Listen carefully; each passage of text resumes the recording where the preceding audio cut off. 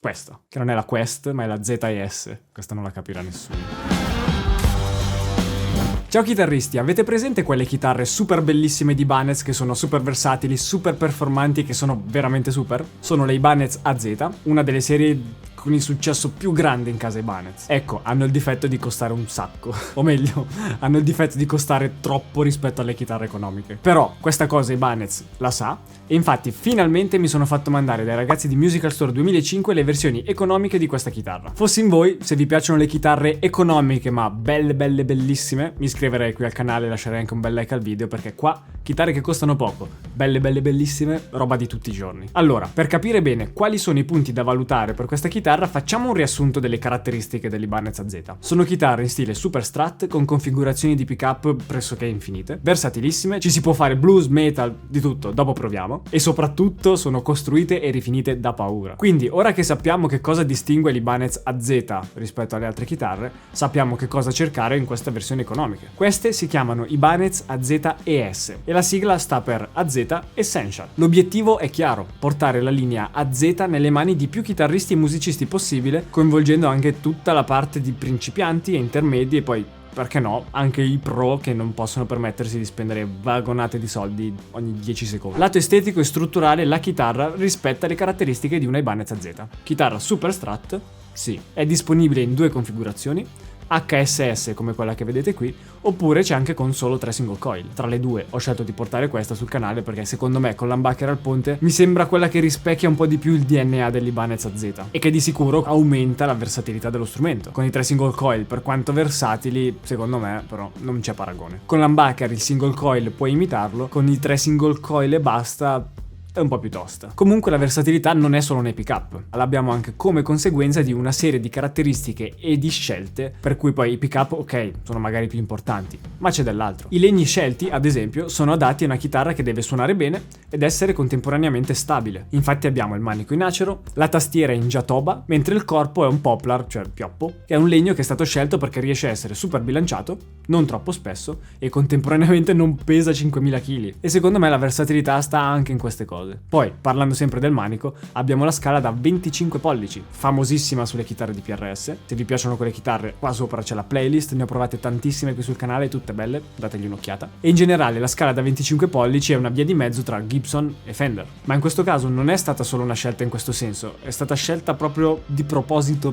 perché sì. Ibanez stessa ci dice che questa scala è stata scelta anche per rendere più semplice ai più piccoli l'apprendimento della chitarra, partendo già con una chitarra di dimensioni standard e non con una chitarra mini. Ma contemporaneamente è una scala sufficiente anche una volta cresciuti. Infatti la cosa ideale sarebbe che il chitarrista continui a crescere insieme al suo strumento, maturando anche come musicista. A questo si aggiunge il radius della tastiera da 250 mm, che non so fare la conversione a mente, devo usare un convertitore, ci dà 9,84252 pollici, praticamente un radius da quasi 10, è un buon compromesso iniziale, è un radius che ti permette di suonare tutto. Altra cosa che secondo me rientra nel concetto di versatilità, perché se ci immaginiamo la stessa chitarra ma con un radius da 7,25, suonare certe cose potrebbe essere un pochino complicato. Quindi per ora il concetto di versatilità è azzeccato. Mettiamo in più l'alter switch che Ibanez ha messo anche su questa chitarra, forse la chitarra più economica di Ibanez con l'alter switch presente, e la chitarra si trasforma proprio in versatilità concretizzata in legno. La chitarra ha il suo switch a 5 posizioni. Prima posizione, humbucker, normalissimo.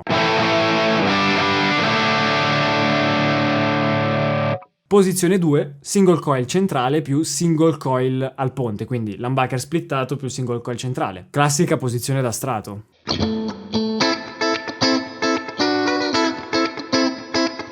Con il selettore centrale abbiamo solo il single coil centrale.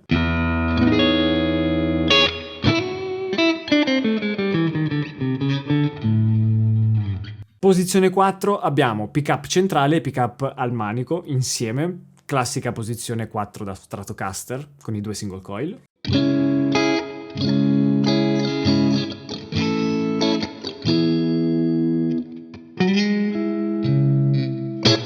Poi ultima posizione, single coil al manico da solo.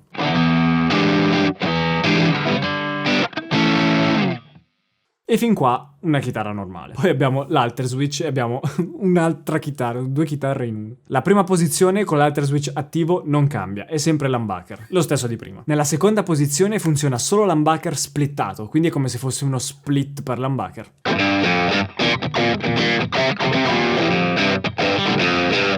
Nella terza posizione abbiamo una roba bellissima, l'humbucker normale, più i 2 single coil in serie. Quindi è come avere 2 humbucker che funzionano insieme. Praticamente è la posizione centrale di una Les Paul.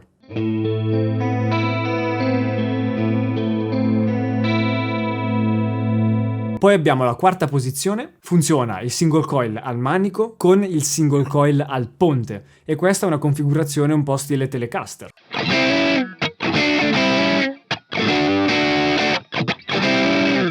E poi, se andiamo sull'ultima combinazione, abbiamo una cosa un pochino del mondo più Gibson, perché abbiamo i 2 single coil che funzionano in serie e ci fanno da humbucker al manico, diciamo. Non è la stessa cosa, ma più o meno.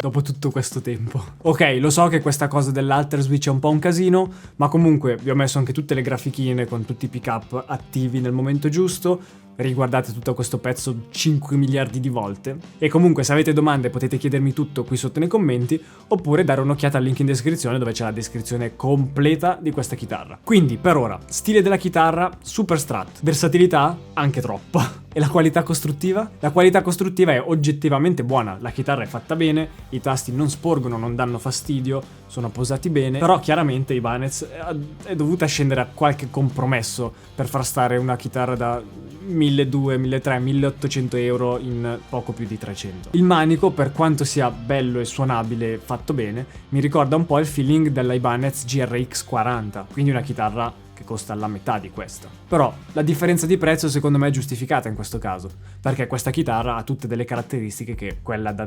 160-170 euro non ha. E questo secondo me è forse uno dei pochi limiti di questa chitarra, il manico, che a parte quel feeling ha un po' questa cosa dei tasti un po' ruvidini. A livello di rifiniture non è niente di particolare comunque, cioè è una chitarra molto stile Strat con una vernice singola, non ci sono cose strane, particolari. È fatta bene, è rifinita bene, dove ci sono le viti comunque la chitarra non è rovinata, è fatta bene. La giuntura tra il manico e il corpo comunque, che è una delle cose più delicate su queste chitarre, è perfetta. E ci manca una cosa da fare, il test del ponte. Resterà accordata? C'è la sua leva, la montiamo a filetto, quindi va avvitata, arriva a fine corsa qui e vediamo cosa succede. Stress test.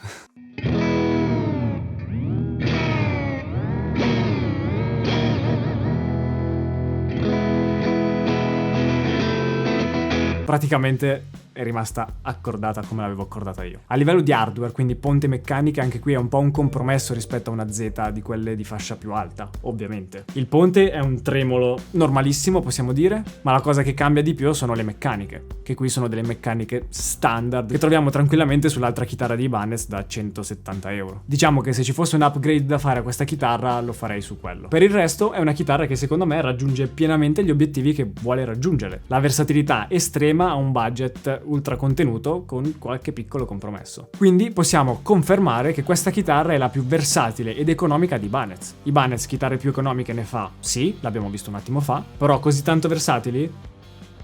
No. Vi ricordo che qui sotto in descrizione c'è il link dove potete trovare tutte le info di questa chitarra sul sito di Musical Store 2005 e adesso è arrivato il momento che finalmente stavate aspettando, cioè questa chitarra in tutti i generi musicali, come suona. Se vi piace come suona mentre l'ascoltate lasciate un bel like e iscrivetevi al canale perché di chitarre così c'è solo questa.